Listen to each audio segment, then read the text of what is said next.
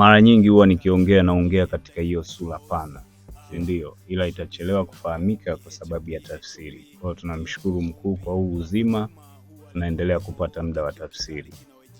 Tafsiri tu ni hiyo, au ushauri wangu ni kwamba tusifanye vitu kwa kuiga. Ni hip hop ndio iko kule Marekani, ila ikija hapa lazima tuihakiki na sisi tuwe na hip hop yetu. Wenyewe wana baadhi ya maudhui zao, wana baadhi ya mila zao. Kuna mchanganyiko kwa sababu kule ndugu zetu wako chini ya utumwa wa muda mrefu, kuna baadhi ya mambo wameelemewa. Kwa hiyo sisi tujaribu kuwa kama wakombozi wao, tuwakomboe wale watu weusi wenzetu.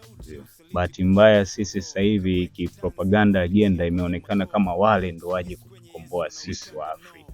Na Mwafrika akitoka hapa kwenda Ulaya yani ndo kama kakombolewa. Lakini ukweli Mwafrika atoke kule Ulaya arudi nyumbani kwake. Kwa hiyo sisi tuonyeshe utajiri au tulicho nacho sisi. Ndio maana mimi muda wote naongelea ushindi. When you are Africa unakuwa mshindi. Kuna kamsemo kamoja huwa kanaongelewa kama kautani tu kwamba tajiri wa Ulaya anakula kama maskini wa Afrika na maskini wa Afrika anakula kama tajiri wa Ulaya. Ushindi sio ombi, HOP ndio kombi. La Fatuma huwa aligongi hodi, kiu kikali kinawejia ya ndani machozi.